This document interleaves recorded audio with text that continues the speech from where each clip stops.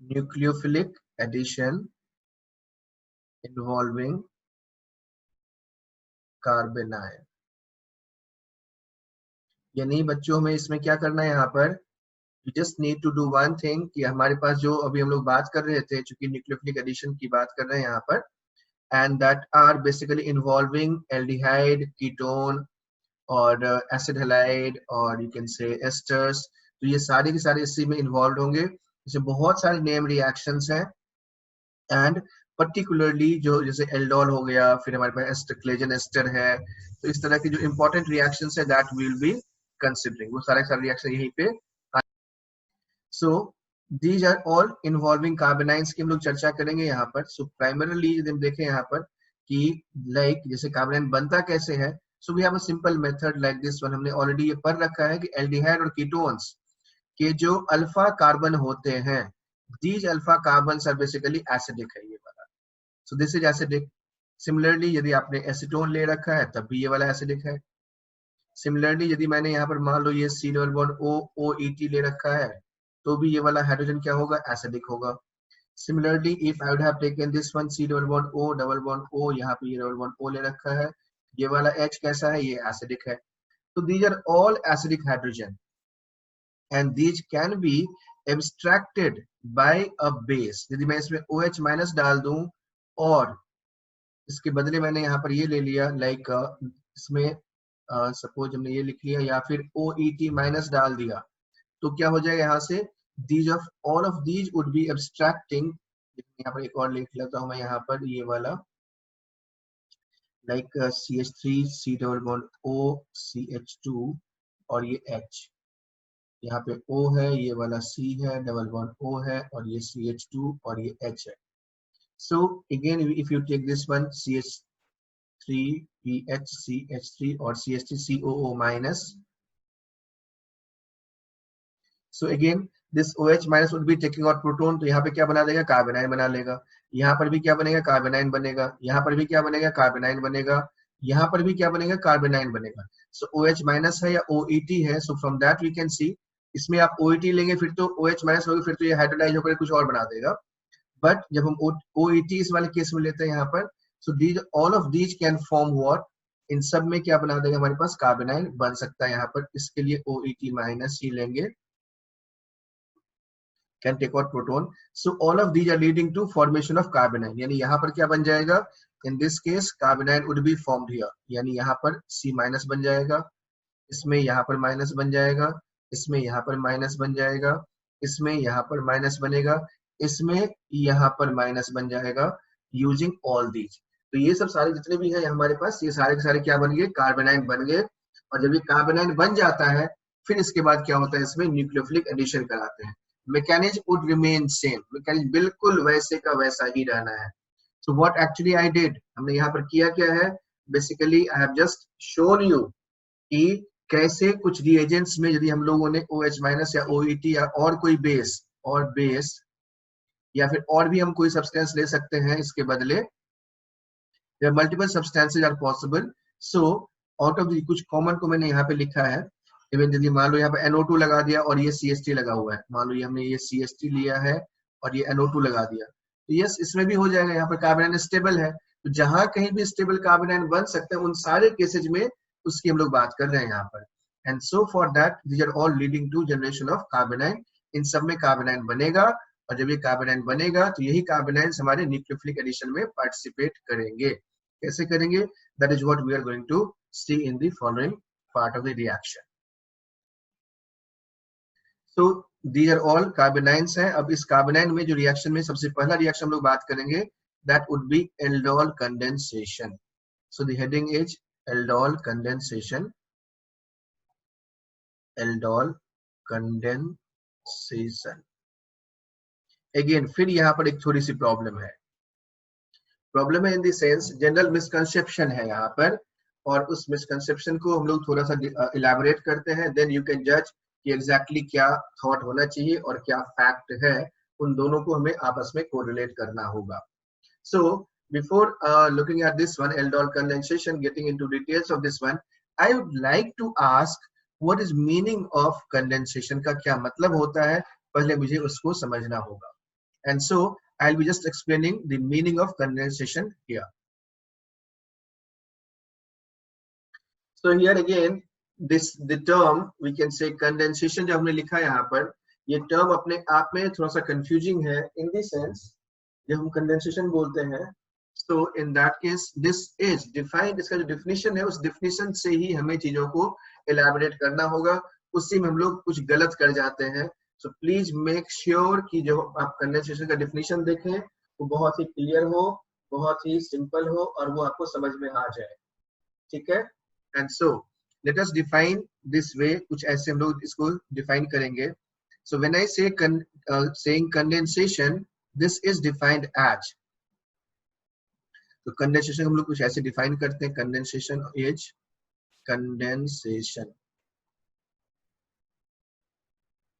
addition of two or more molecules followed by elimination of a smaller molecule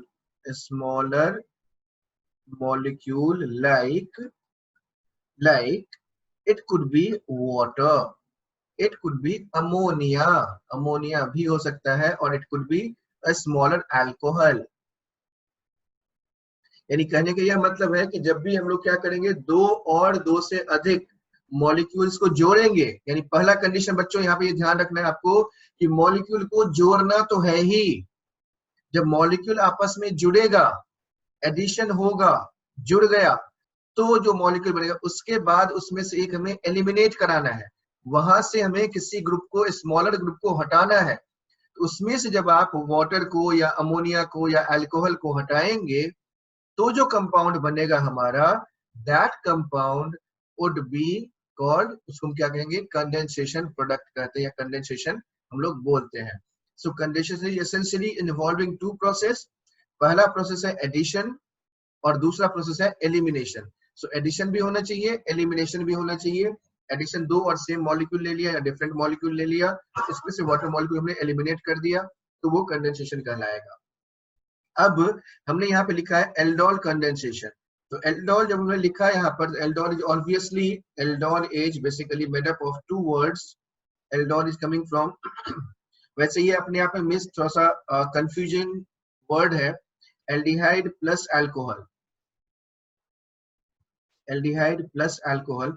However, this is not limited to aldehydes only. Aldehydes के लिए ये applicable नहीं है, इसमें कुछ और भी होता है या कीटोन भी हो सकता है. And so again, इस बात में ध्यान रखना है, this is, don't get confused with this.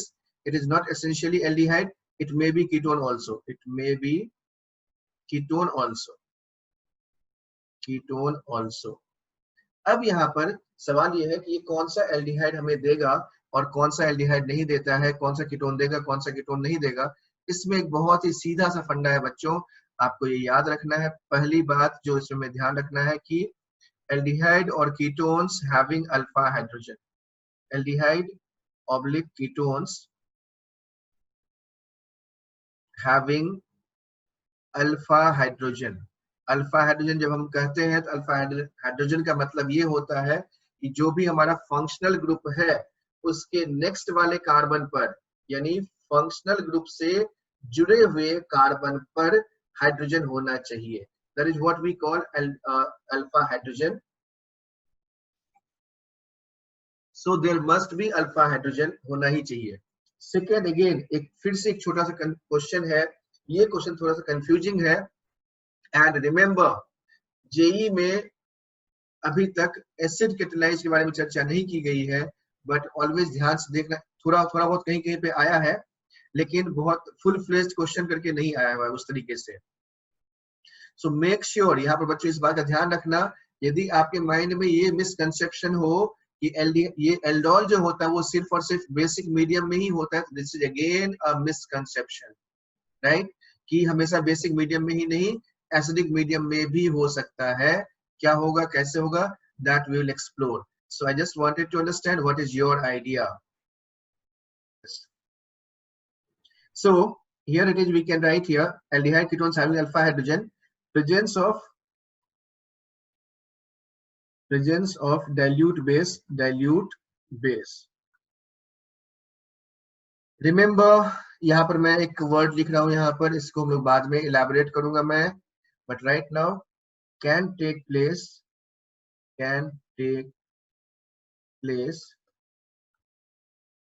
in acidic medium also.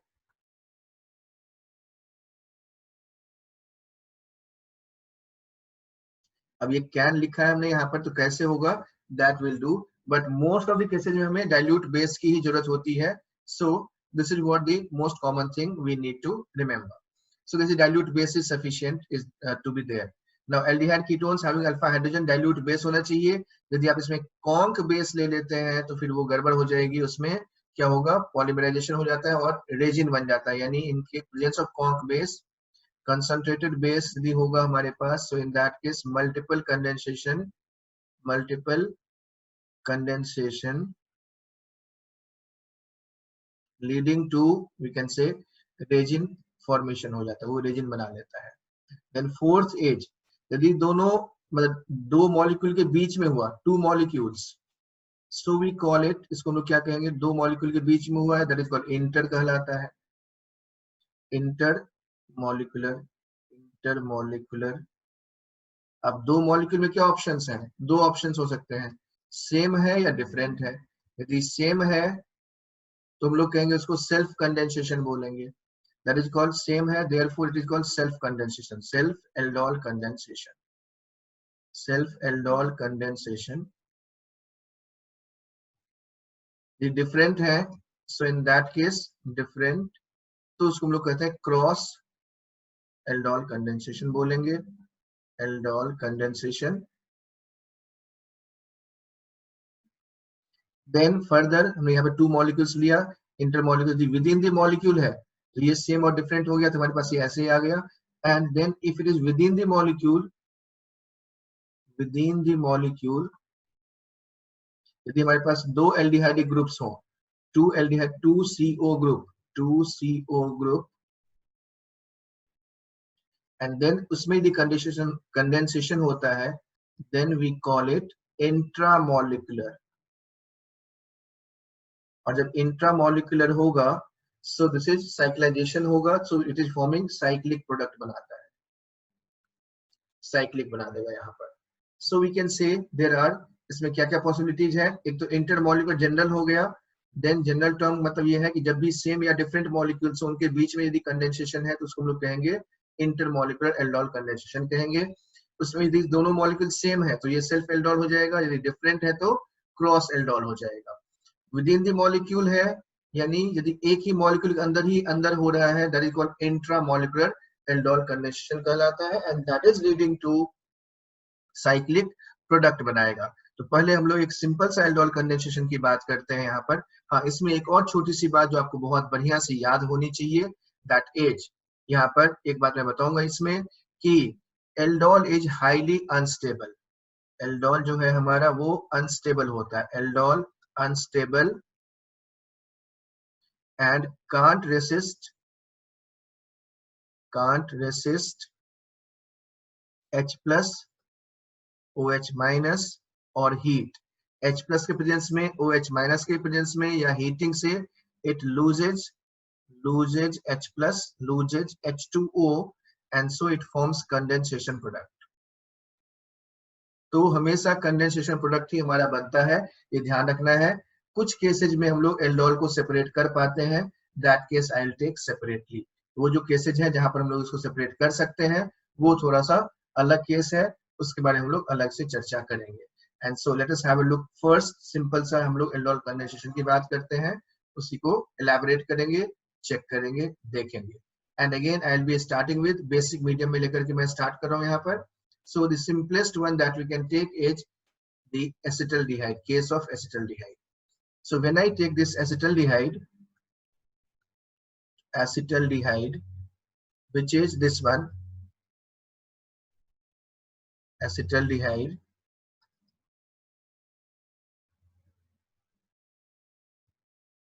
Now aldol condition में पहला हम लोग एग्जांपल लेते हैं एसिटल्डिहाइड. सो व्हेन आई से acetaldehyde, this is basically what CH3CHO. CH2 लिखा हमने इसको ऐसे, और यहाँ पे एक H ले लिया, और यहाँ पर ये CHO लगा दिया, C डबल बॉन्ड O, और ये H. इसमें मैंने डाइल्यूट NaOH ले लिया. डाइल्यूट KOH ले लो तो कोई भी ले लोगे चलेगा. So I am just writing here OH minus and here is dilute NaOH. ये लिख लिया. Now this OH minus is just taking out proton. यहाँ से प्रोटोन निकला. क्योंकि यह बेस है इसलिए ये प्रोटोन को निकाल पाता है, and therefore it will make what? It is just making up this one H, C double bond O, और ये CH2 minus बन गया. This is carbonyl है यहाँ पर. And this is basically क्या होगा? ये resonance stabilized भी होगा, so it can go like this. HCO minus double bond CH2. ठीक. Now taking another molecule plus, एक और मॉलिक्यूल इसी का ले लिया हमने, HC डबल बॉन्ड O, और ये CH3 है यहाँ पर. Now in this case this O minus ये आया इधर और ये चला गया इस side. O minus is making double bond, और यहाँ से ये C माइनस दोबारा से क्या होगा, या पाई बॉन्ड से हमने डायरेक्टली इसको शिफ्ट किया. So as a result this is changing to this one. And thus we can see here, यहाँ से हमारे पास क्या आ जाएगा, बनने वाला जो प्रोडक्ट होगा वो बन जाएगा H C double bond O, और ये CH2,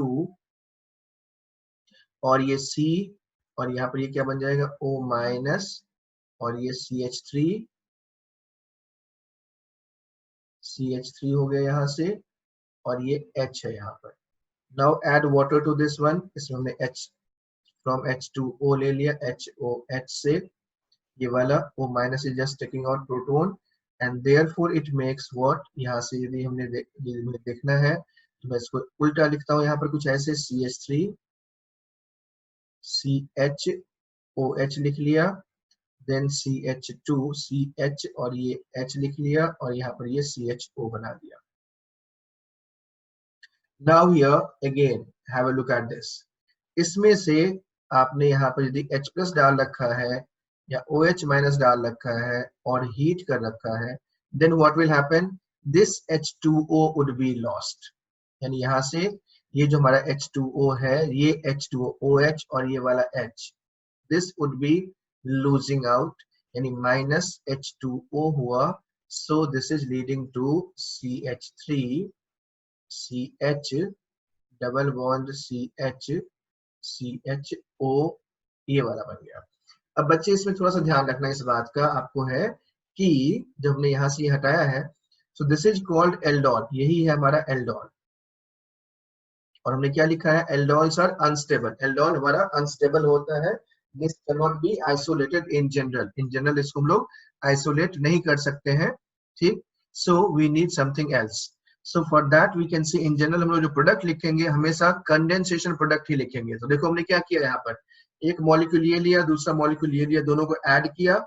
दोनों के ऐड करने के बाद एक छोटा सा मॉलिक्यूल H2 को हमने यहाँ से एलिमिनेट करा दिया. Therefore we are saying this is what? This is called aldol condensation product कहलाता है. इसलिए हम लोग इसको कंडेंसेशन प्रोडक्ट बोलते हैं. And this is how it is generated. अब इसको वंस हमने इसको कर लिया, अब इसके बाद देखेंगे कुछ बेसिक एग्जांपल्स देखेंगे, and then I will show you a short trick कैसे हमें करना है इसको. दैट इज क्वाइट इजी है, बहुत ही आसान सा है. बट बिफोर दैट एक छोटा सा एग्जांपल करें पहले खुद से, and then I will take you through something else. सो एक दूसरा एग्जांपल जो मैं ले रहा हूँ यहाँ पर, क्वेश्चन नंबर 1 मैं लिखता हूँ यहाँ पर, if I would have taken CH3 C double bond O CH3, हमने ये ले लिया. डाइल्यूट NaOH है, एसीटोन है हमारे पास. तो इसमें क्या हो जाएगा, प्रोडक्ट कैसे बनेगा वो हमें दिखाना है. उसका मैकेनिज्म से लिख करके फिर ट्राई करके देखिए, and then I will explain. And then we will do this. What we have seen in this case is, जो हमने ओवरऑल देखा था यहाँ पर एसिटाल्डिहाइड वाले केस में, यहाँ पर हमें ये दिखाई दिया था. यहाँ पर ये कह सकते हैं इस केस में कि यहाँ से CH, यहाँ से ये बन गया हमारे पास पहला अल्फा हाइड्रोजन का एब्स्ट्रैक्शन हुआ, CH2 माइनस बन गया. Then we have got this one, यहाँ से माइनस हमने बना लिया इसमें.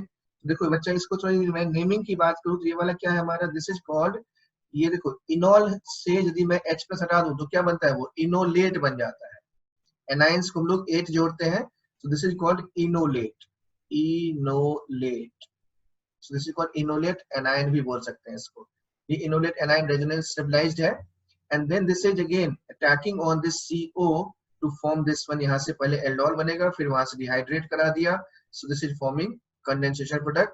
और यदि मैं condensation product की बात करूं तो ये वाला क्या है, यदि मैं इसका रेफरेंस की बात करूं तो ये वाला अल्फा है और ये बीटा है. So we can say this is called alpha comma beta unsaturated. General name की बात करेंगे तो unsaturated alpha beta unsaturated aldehyde और ketone is the product. Aldehyde ketone जो है हमारा ये प्रोडक्ट है किसका? This is the product of this condensation reaction. Fine. And therefore we can write here, यहां से हम ये समझ सकते हैं कि ये वाला हमारा जो रिएक्शन है ये एल्डोल से ये वाला प्रोडक्ट बनता है. ठीक, बस इसी बात का हमें ध्यान रखना है. अच्छा, यदि मैं इसे कॉमन नेम पूछूं तो इसका कॉमन नेम क्या हो जाएगा? If I have this one 4 carbon है और बीच में एक डबल बॉन्ड है यहाँ पर. सो इफ यू रिकॉल तो 4 कार्बन और एक डबल बॉन्ड के लिए कॉमन जो हम लोग रूट वर्ड यूज करते थे, प्रोटोन यूज करते थे. So its common name is crotonaldehyde. ये वाला हमारा क्या है? प्रोटोनल्डिहाइड है. This is crotonaldehyde. So this one is crotonaldehyde. अब यही चीज हमें अप्लाई करना है एसीटोन वाले केस में. And when we apply this to same to this acetone, so here what we get is, यहाँ पे हमें दिखाई देगा, पहले CH2 माइनस बनाएंगे और so I am writing here it like this one directly. एक स्टेप में लिखता हूँ मैं यहाँ पर CH2 minus, then this is attacking on CH3, C double bond O, CH3 पे अटैक करेगा. This minus is going through this one, यहाँ पे गया, ये वाला इधर आ गया, and so this is forming CH3, C double bond O और ये CH2 और ये C डबल बॉन्ड OH बन जाएगा. यहाँ पे H2 भी ऐड कर दिया हमने, OH, और यहाँ पर ये क्या रह गया? एक CH3 और एक CH3 ये रह गया. अब यहाँ से फिर डिहाइड्रेट करा दो या कंडेंसेट करा दो. दिस इज एल्डोल है, ये वाला एल्डोल बन गया. एल्डोल है ये वाला, डिहाइड्रेट करा दिया तो यहाँ से बन गया CH3, C double bond O, then we have CH double bond C, CH3 और ये CH3 ये वाला बन गया. एंड ये कैसे एलिमिनेट होता है? This is again quite interesting और इस पर बेस्ड काफी सारे क्वेश्चंस बनाए जा सकते हैं. एलिमिनेशन का कौन सा रूल फॉलो होता है, all that we will be answering in the next few classes में हम लोग डिस्कशन करेंगे. This enol itself is very very important है. ये एल्डोल कंडेंसेशन अपने आप में बहुत इंपॉर्टेंट है और बहुत फ्रिक्वेंटली हर तरह के एग्जाम में क्वेश्चंस आते हैं. So we'll explore a lot about this one. इसके बारे में बहुत सारी हम लोग बात करेंगे, but that will discuss in the next class. ठीक है, so we'll continue with that.